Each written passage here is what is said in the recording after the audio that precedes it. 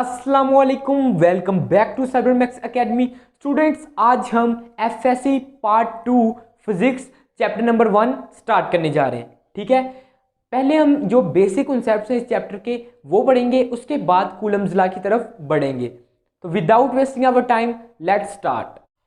तो इस चैप्टर का जो नेम है वो है electrostatics.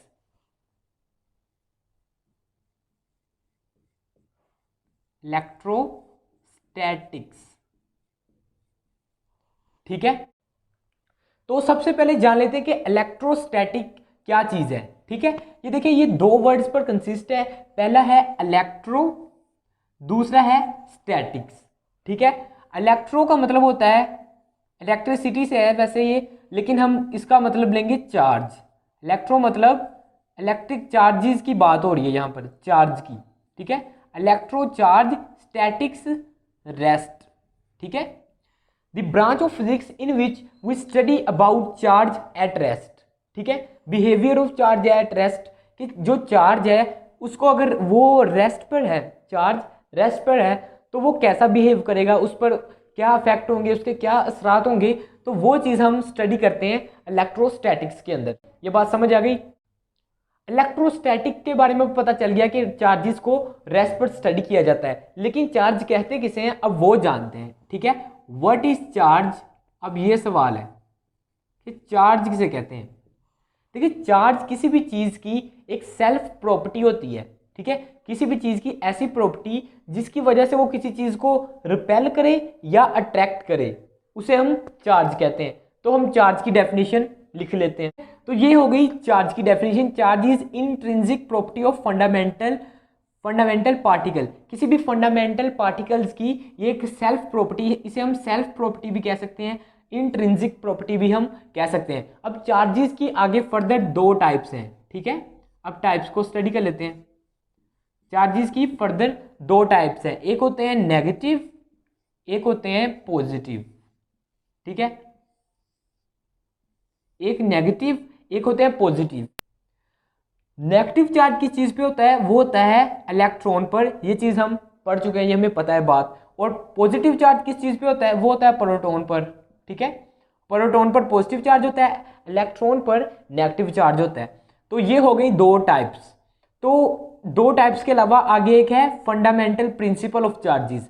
Fundamental principle of charge क्या कहता है, वो कहता है कि like charges always repel each other and unlike charges always attract each other. मिसाल के तौर पर अगर दो पॉजिटिव चार्ज हैं, ठीक है, दो पॉजिटिव चार्ज हैं, तो ये दोनों पॉजिटिव है। लाइक चार्जेस मतलब एक जैसे चार्जेस, इन दोनों की नेचर सेम है, ये भी पॉजिटिव है, ये भी पॉजिटिव है। तो ये ये दोनों एक दूसरे को रिपेल करेंगे। ठीक है, एक दूसरे को दफा करेंगे जिसे कहते हैं। और दूसरी क्या है प्रॉपर्टी, वो है unlike charges always attract each other. ठीक है, अब ये देखें, एक नेगेटिव है लेकिन एक पॉजिटिव है। ठीक है, तो नेगेटिव और पॉजिटिव ये दोनों नेचर में ऑपोजिट हैं, तो ये दोनों एक दूसरे को अट्रैक्ट करते हैं। ठीक है, नेगेटिव जो ऑपोजिट चार्जेस हैं वो अट्रैक्ट करते हैं, जो लाइक चार्जेस हैं वो रिपेल करते हैं। ये जरूरी नहीं कि पॉजिटिव हो, दो नेगेटिव भी हो सकते हैं। अगर दो नेगेटिव हैं तो वो भी एक दूसरे को रिपेल करेंगे, ये इस तरफ फोर्स लगाएगा, ये इस तरफ फोर्स लगाएगा, तो ये दोनों एक दूसरे को रिपेल करेंगे। तो ये हो गया चार्ज। तो अब बेसिक कॉन्सेप्ट्स यही थे कि इलेक्ट्रोस्टैटिक्स क्या होता है, चार्जेस क्या होते हैं, उसके बाद फंडामेंटल प्रॉपर्टी ऑफ चार्जेस पढ़ लिया। अब चलते हैं अपने कूलम्स लॉ की तरफ कि कूलम्स लॉ क्या चीज़ है। ठीक है, तो ये है कूलम्स लॉ। देखिए, कूलम्स लॉ इसे क्यों कहा जाता है, क्योंकि इसे एक साइंटिस्ट जिनका नाम चार्ल्स कूलम था, उन्होंने इसे प्रपोज किया था। उन्होंने इसको बयान किया था कि ये चीज़ है, ये एक असूल है। उन्होंने एक थ्योरी पेश की 1784 में, थ्योरी पेश की। ये एक मिलिट्री इंजीनियर थे। ठीक है, ये एक मिलिट्री इंजीनियर थे और इन्होंने रिसर्च की, इन्होंने क्वांटिटेटिव नेचर ऑफ चार्जेस पर स्टडी की। इनकी स्टेटमेंट क्या थी, इन्होंने क्या कहा कि कोई भी अगर दो चार्जेस हैं, पहले चार्ज का नाम दे देते हैं Q1, ये Q2। ठीक है, तो इनके दरमियान के डिस्टेंस को हम कह देते हैं R। ठीक है, ये Q1 Q2, ये Q1 Q2 क्या चीज़ है, ये इनका मैग्नीट्यूड है, मैग्नीट्यूड ऑफ चार्ज। ठीक है, magnitude of charges, magnitude of charges क्या दिए हुए हैं, Q1 एंड Q2, और distance between them, distance between charges वो दिया हुआ है R। अब देखिए उसकी थ्योरी क्या है, यहां पर वो बात करता है इलेक्ट्रिक फोर्स के बारे में। वो कहता है कोई भी दो चार्ज हैं उनके दरमियान अगर एक का नाम Q1 है दूसरे का नाम Q2 है, जो को इसके मैग्नीट्यूड को नाम दिया गया है, और R है नीचे, R ये क्या चीज़ है, ये डिस्टेंस है इसके दरमियान। तो वो कहते हैं ये एक दूसरे पर फोर्स लगाते हैं, ठीक है। कोई भी दो चार्ज अगर उनके दरमियान डिस्टेंस R है तो वो एक दूसरे पर फोर्स लगाते हैं, और उस फोर्स को क्या कहते हैं, उसे कहते हैं इलेक्ट्रिक फोर्स, ठीक है, इलेक्ट्रिक फोर्स। वो एक दूसरे पर इलेक्ट्रिक फोर्स लगाते हैं, ठीक है। तो अब इस चीज को एक और तरीके से समझते हैं कि इसकी प्रॉपर स्टेटमेंट क्या थी।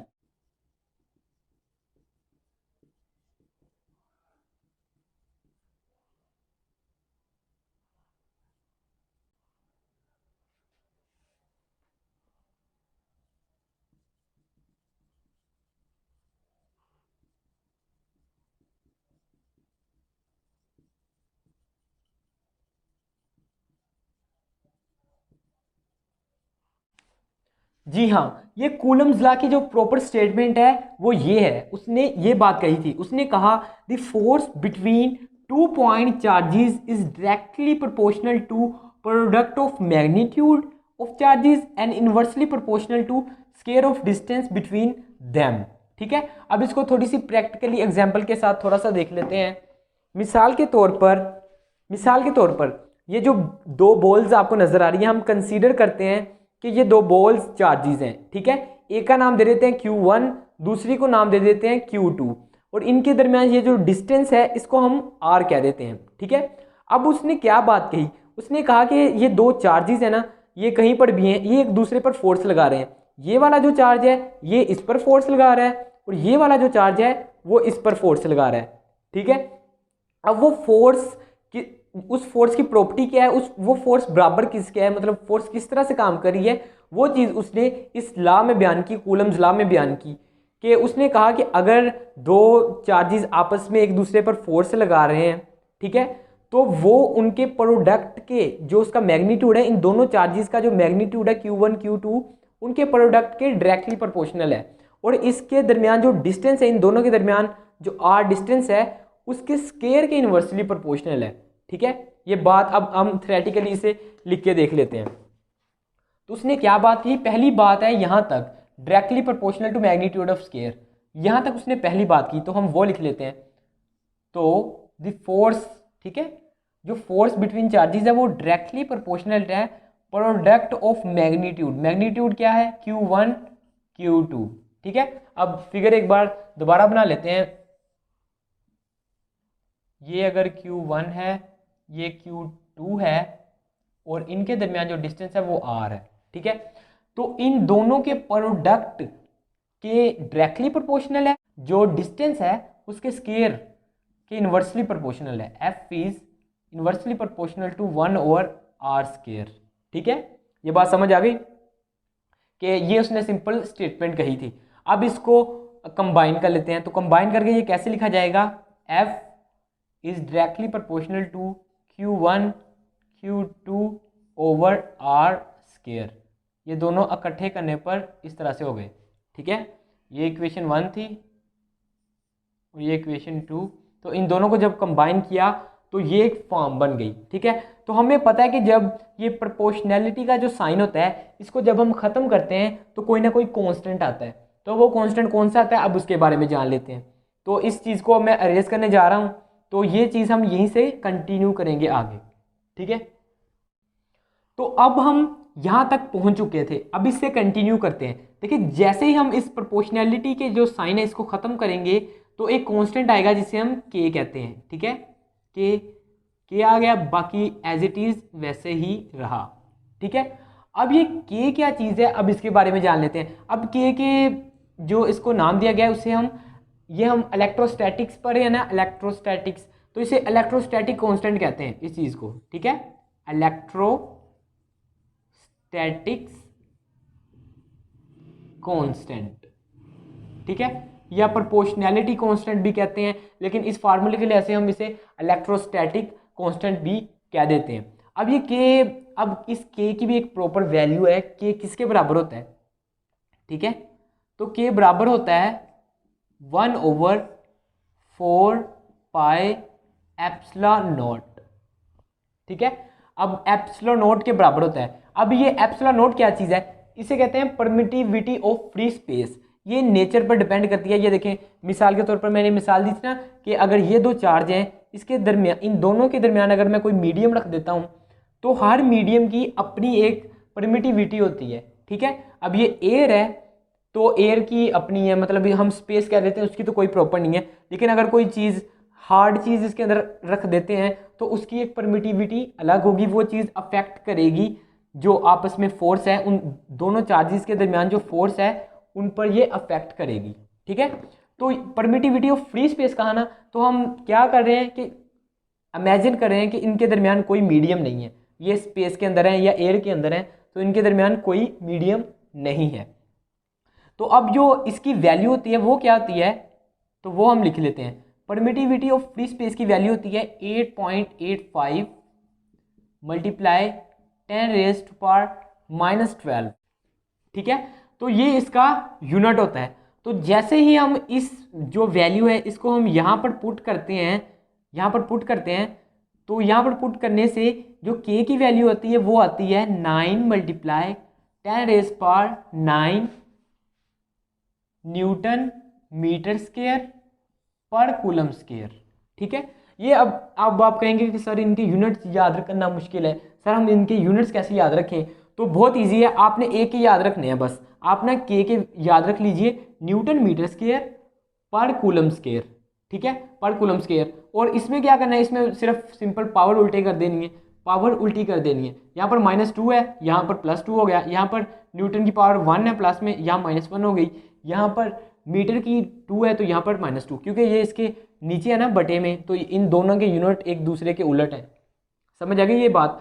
तो ये चीज़ समझ आ गई कि के क्या चीज़ है, के एक इलेक्ट्रोस्टैटिक कांस्टेंट है और ये इसकी इस चीज़ के बराबर होता है, और ये परमिटिविटी ऑफ फ्री स्पेस है। यहाँ परमिटिविटी ऑफ फ्री स्पेस की बात, और ये फ्री स्पेस क्यों, क्योंकि हम स्पेस में इमेजिन कर रहे हैं कि दो चार्जेस के दरमियान कोई भी मीडियम नहीं है, कोई भी मीडियम नहीं है। ये जो दो चार्जेस हैं इनके दरमियान कोई भी मीडियम नहीं है, ये हवा के अंदर है, स्पेस है इनके दरमियान, ठीक है। तो अब आगे कंटिन्यू करते हैं।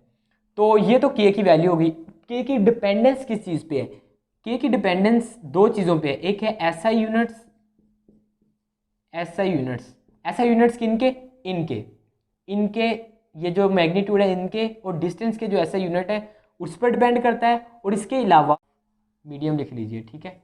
तो ये नेचर ऑफ मीडियम पर डिपेंड करता है। तो ये आ गई के चीज़, ठीक है।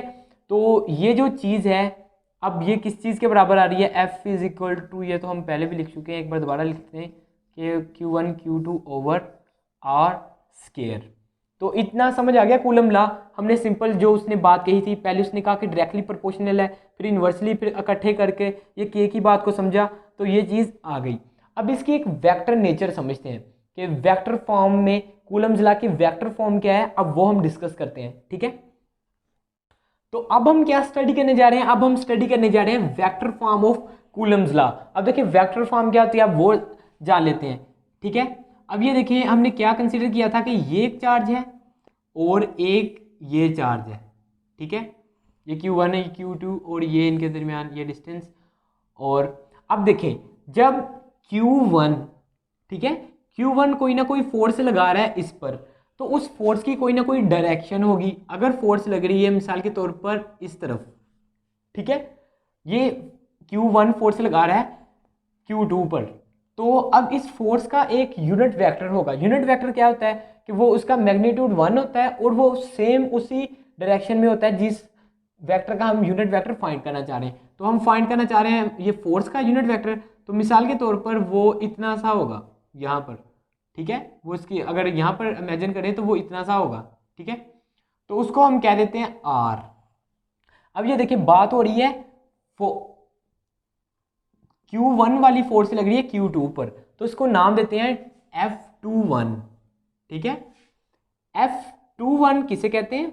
The force exerted on charge 2 bye charge 1, ठीक है। जिस पर फोर्स लग रही है वो पहले लिखना है, जो फोर्स लगा रहा है वो बाद में लिखना है।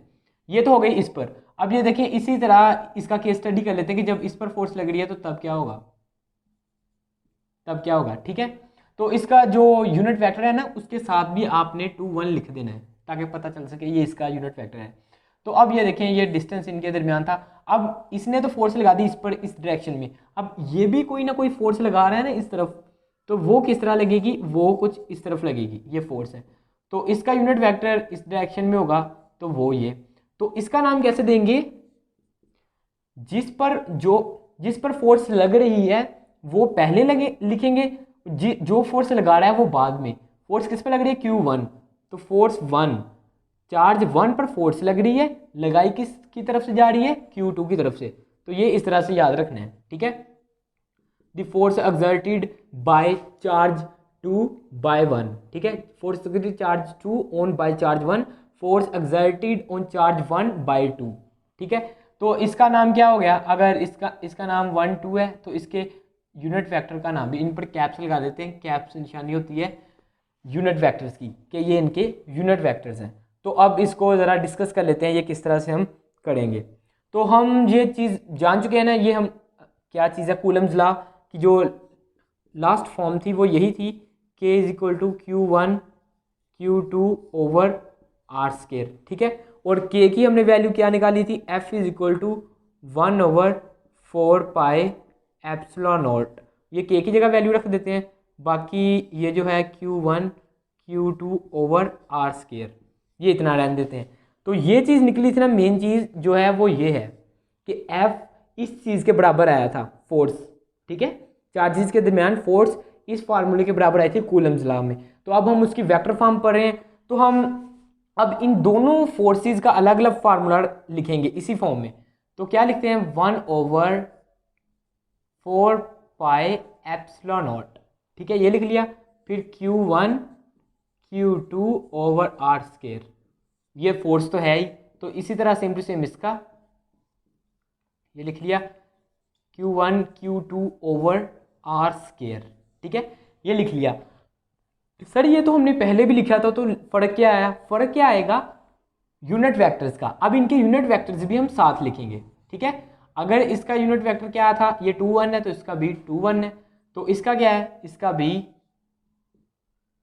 1 2 आ गया, ठीक है, इसके हिसाब से। तो अब यहाँ पर एक सस्पेंस वाली चीज़ है कि ये यूनिट वेक्टर्स आपस में बराबर हैं, ठीक है, ये यूनिट वेक्टर्स आपस में बराबर हैं। तो फर्क कहाँ पे आ रहा है? फर्क आ रहा है डायरेक्शन में। इसका यूनिट वेक्टर इस डायरेक्शन में है, ठीक है, ये बात आपने अलग रखनी है। चले मैं इसको बॉक्स कर देता हूँ, ये चीज़ इतनी, ठीक है, वो फिगर है। ये इसका यूनिट वेक्टर इस तरफ है, उसका उस तरफ है, दोनों ऑपोजिट डायरेक्शन में है। तो हम कह सकते हैं कि डायरेक्शन की वजह से हम यहाँ पर नेगेटिव लगा दें। ये नेगेटिव साइन क्या शो कर रहा है कि ये इसका जो यूनिट वेक्टर है वो उस पहले वाले चार्ज की फोर्स के यूनिट वेक्टर के ऑपोजिट डायरेक्शन में है। तो ये चीज़ हमने लगा दी, ठीक है। तो अब हम क्या करते हैं, ये देखें, अब R21 की जो वैल्यू वो क्या आ गई है? -1 2। तो क्या हम इस चीज़ को इसमें पुट कर दें? कर सकते हैं, क्योंकि ये इस चीज़ के बराबर आ गई है, ये हमने इस चीज़ से ये नतीजा अखज़ किया है। तो अब हम लिखते हैं, तो इस चीज़ में हम पुट कर रहे हैं, मिसाल के तौर पर इसको 1 का नाम दे देते हैं। तो put R2 value in equation 1, ठीक है, ये चीज़। अब सिंपल इसमें वैल्यू पुट कर देते हैं, तो क्या आ गई? F21 is equal to 1 over 4 pi epsilon naught, ठीक है, ये बात समझ आ रही है ना आपको? तो Q1 over Q2 are square, इसकी जगह क्या आ गया? माइनस, ये चीज़ पुट की ना, -R12। तो क्या आएगा? क्या हम इस माइनस को बाहर लिख सकते हैं? जी बिल्कुल लिख सकते हैं, ये इक्वल टू का साइन है, तो इस माइनस को यहाँ से ख़त्म करके हम यहाँ पे ले आए, यहीं था ना, तो बाहर आ ही सकता है, तो सिंपल। तो अब ये देखें, अब क्या आपको क्या नज़र आ रहा है? अब यहाँ भी R12 है, यहाँ भी R12 है, ठीक है ना, यहाँ भी R12 है, यहाँ भी R12 है, तो इन दोनों की वैल्यू में फ़र्क कहाँ पे आ रहा है, माइनस का फ़र्क आ रहा है, ठीक है, यहाँ पर फ़र्क कहाँ आ रहा है, माइनस का। तो क्या हम, तो ये चीज़ इस चीज़ के बराबर आ रही है, इस चीज़ के, तो क्या हम F12 को इसकी जगह रख सकते हैं, बिल्कुल रख सकते हैं, क्योंकि ये चीज़ इसके बराबर है। तो हम जो आखिर पर मेन रिजल्ट निकला है कि F21, ये F21 आ गया, ये माइनस का इज इक्वल टू माइनस का माइनस आ गया, ये चीज़ इस चीज़ के बराबर आ रही है, तो हम F12 कह देते हैं इसे। अब इस चीज़ से क्या साबित हुआ कि दोनों फोर्सेस आपस में बराबर हैं, ठीक है, ये दोनों फोर्सेस आपस में बराबर हैं, लेकिन फर्क कहाँ आ रहा है, ये ऑपोजिट डायरेक्शन में, ये इस तरफ लग रही है, ये इस तरफ लग रही है, तो ये दोनों आपस में ऑपोजिट हैं। जिस तरह इनके यूनिट वेक्टर्स हमने कहे, जिस तरह हमने यूनिट वेक्टर्स की वैल्यू पुट की इन असूल्स के तहत, तो एफ फोर्सेस भी एक दूसरे के बराबर निकल आई, लेकिन ऑपोजिट डायरेक्शन में, ये चीज़ साबित हो गई। तो कूलम्स लॉ का जो मेन पार्ट है वो यहाँ तक हल हो चुका है। तो कूलम्स लॉ की उम्मीद है कि ये डेरिवेशन आपको समझ आ गई होगी। लेकिन अब एक और चीज़ का पढ़ने जा रहे हैं, वो है कि अफेक्ट ऑफ मीडियम। ये हमने पढ़ा परमिटिविटी ऑफ फ्री स्पेस, ये याद है ना आपको, परमिटिविटी ऑफ फ्री स्पेस है ये। तो अगर कोई भी चार्जेस के दरमियान कोई भी मीडियम नहीं है, तो हम कह सकते हैं कि ये चीज़ इस तरह इक्वल है, मतलब बराबर है, ऑपोजिट डायरेक्शन है। लेकिन अगर थोड़ा बहुत फ्लक्चुएशन आती है इसमें कि अगर कोई रख देते हैं मीडियम, तो उससे क्या फ़र्क आएगा, तो वो हम अब स्टडी करते हैं।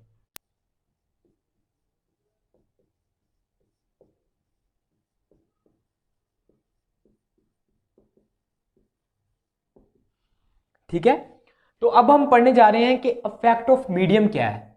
तो पहले जो मेन फार्मूला है हम वही लिख लेते हैं। ये चीज़ जो मेन हमारा रिजल्ट निकला है कूलम्स लॉ का, वो यही था कि आर स्केयर, वो वेक्टर फॉर्म वाला था कि एफ उसके बराबर आ गया, वो वेक्टर फॉर्म में हमने पढ़ा कि F21 is equal to minus F12, ठीक है। तो ये चीज़ थी ना मेन स्टेटमेंट से जो हमने नतीजा अखज़ किया था, वो ये था। अब देखें, अब के की वैल्यू भी पुट कर लेते हैं कि एफ, चलें के की यहीं पर वैल्यू पुट कर लेते हैं। तो के की वैल्यू थी 1/4 पाई एप्सिलॉन नॉट। अब देखें, ये दो चार्जेस हैं Q1 Q2, Q1 Q2। अब इनके दरमियान कोई मीडियम रख देते हैं, मिसाल के तौर पर मैं ग्लास ही रख देता हूँ, ठीक है, ग्लास रख देता हूँ, शीशा रख देता हूँ। तो ये इन दोनों के दरमियान जो फोर्स है ना, जो फोर्स जो हम पढ़ रहे हैं, जिसे हम कूलम फोर्स भी कहते हैं, वो उस चीज़ को अफेक्ट करेगा। अफेक्ट क्या करेगा, वो उसको कम कर देगा, ठीक है। ये इस तरह की मिसाल ले लें कि ज़्यादा दीवारें हैं, अगर दीवारें ज़्यादा हैं, एक तरफ डिवाइस पड़ी है वाईफाई की और मोबाइल दूसरी तरफ है, वो सिग्नल थोड़ी सी प्रॉब्लम आ जाएगी दीवार की वजह से। ये मिसाल है नहीं इस तरह, ये इससे कनेक्ट नहीं कर सकते, लेकिन आप समझ लीजिए ये इसी तरह है कि इन दोनों के दरमियान ये इस फोर्स को कम कर देगा, ठीक है। तो अब इसे थ्योरेटिकली समझते हैं, और ये चीज़ इसको कितनी कम कर देगी वो जानते हैं। तो वो एक और फैक्टर होगा जिसे हम रिलेटिव परमिटिविटी कहते हैं। ये है परमिटिविटी ऑफ फ्री स्पेस, ये है रिलेटिव परमिटिविटी। ये हर मीडियम की अलग होती है, ग्लास की अलग है, ठीक है। इसके अलावा अगर कोई वुड रख देते हैं तो उसकी अलग है, तो डिफरेंट वैल्यू होती हैं, ठीक है। मिसाल के तौर पर इसकी 4 से हम 5 कह लेते हैं, ठीक है, तो वो कह लेते हैं इसे। इसका कोई यूनिट नहीं होता, वो क्यों नहीं होता, अब वो भी हम इसके बारे में जानेंगे। तो जब हम एक मीडियम रख देते हैं तो तब इस फार्मूले में क्या चेंज आता है, तो तब इस फार्मूले में चेंज ये आता है कि F is equal to 1/4 pi epsilon naught Q1 Q2 over R square, ठीक है, आर स्केयर। ये फार्मूला तो सेम रहता है, लेकिन जैसे ही मीडियम रखा तो इस फैक्टर का इजाफा हो जाएगा। तो फैक्टर का इजाफा कहाँ होगा, यहाँ पर एप्सिलॉन और आर, ठीक है। तो अब ये देखें, अब इस चीज़ में इस चीज़ का एडिशन हो गया ना, तो क्यों ना हम इस चीज़ को अलग कर लें, ठीक है, इस चीज़ को हम अलग कर लेते हैं। तो अगर इसको f कहा है तो हम इसे f डैश कह लेते हैं। क्यों कह रहे हैं f डैश, ताकि ये इन दोनों को अलग हम रिप्रेजेंट कर सकें कि ये एक फ्री स्पेस के लिए है, ये जब मीडियम रखा तो ये उसके लिए है, तो इसलिए हम इसे f डैश कह लेते हैं, इसको f डैश का नाम दे दिया। तो अब हम 1/एप्सिलॉन नॉट बाहर निकाल लेते हैं, बाकी चीज़ सेम टू सेम रख लेते हैं, 1/4 पाई एप्सिलॉन नॉट और naught Q1 Q2 over R square. ठीक है, तो ये चीज़ आ गई Q1 और Q2। अब ये देखें, ये चीज़ इसके बराबर नहीं आ रही, ये देखें ये चीज़ इसके बराबर नहीं है, तो क्या हम कर सकते हैं कि इसकी जगह ये F पुट कर दें। तो उससे क्या होगा कि F1 F जो F डैश है 1/ε0, और यहाँ पर क्या आ गया, यहाँ पर आ गया F, ये इस फोर्स के बराबर आ रहा है। ठीक है, क्या हो रहा है, इस फोर्स के बराबर आ रहा है। तो यहाँ से हम ε0 की वैल्यू कैसे निकालेंगे, ये इसे इस तरफ ले जाते हैं, इसे इस तरफ डिवाइड करवा देते हैं। तो ε0 is equal to F/F dash. ठीक है, ये इन दोनों की आपस में रेशो है। रेशो किसकी, the ratio between coulomb force in free space to coulomb force in medium. जब मीडियम रख दिया जाए तब जो फोर्स होगी, अगर सिंपल एयर है, सिंपल स्पेस है, तो जो फोर्स होगी उन दोनों की रेशियो को हम ε0 r कहते हैं। सॉरी, ये ε0 नॉट लिखो गया, यहाँ ε0 r आएगा। ठीक है, ε0 r ही बाहर निकाला था ना, तो ये यहाँ पर ε0 r आ गया। तो अब ये देखिए, इन मैंने कहा था ना इट हैज़ नो यूनिट, क्यों, क्योंकि ऊपर भी फोर्स है नीचे भी फोर्स है, दोनों के यूनिट क्या होते हैं, न्यूटन ओवर न्यूटन। तो न्यूटन न्यूटन से कैंसिल हो जाता है, तो इसलिए हम कहते हैं इट हैज़, तो यहीं पे कह देते हैं it has no unit, it has no units. ठीक है, इसका कोई यूनिट नहीं होता। तो ये आपने इफेक्ट ऑफ मीडियम को भी अच्छी तरह समझ लिया। उम्मीद है कि आपको ये टॉपिक समझ आ गया होगा, बेसिक्स भी समझ आई होंगी, कूलम्स लॉ, और इसके बाद इफेक्ट ऑफ मीडियम जो वेक्टर फॉर्म वाला पढ़ा वो भी आपको समझ आ गया होगा। तो अगर तो आपको ये अच्छी तरह से समझ आ गया तो वेल एंड गुड। अगर नहीं, कोई क्वेश्चन कोई कन्फ्यूजन रह गई है तो वो आप कमेंट सेक्शन में पूछ सकते हैं। इसके अलावा अगर आप चैनल पर पहली बार आए तो मैं आपको बता दूं इस तरह की पीटीबी बुक्स के रिलेटेड, इसके अलावा टेक वीडियोस, कंप्यूटर के रिलेटेड जो इंफॉर्मेटिव वीडियोस होती हैं, कोडिंग, डिफरेंट टॉपिक्स, मतलब हर किस्म का नॉलेज आपको इस चैनल पर मिल जाएगा। आप चैनल को विजिट कर सकते हैं, प्लेलिस्ट भी चेक कर सकते हैं। तो मिलते हैं फिर अपने अगले लेक्चर में। इकबाल के शहीनों, अल्लाह हाफिज़।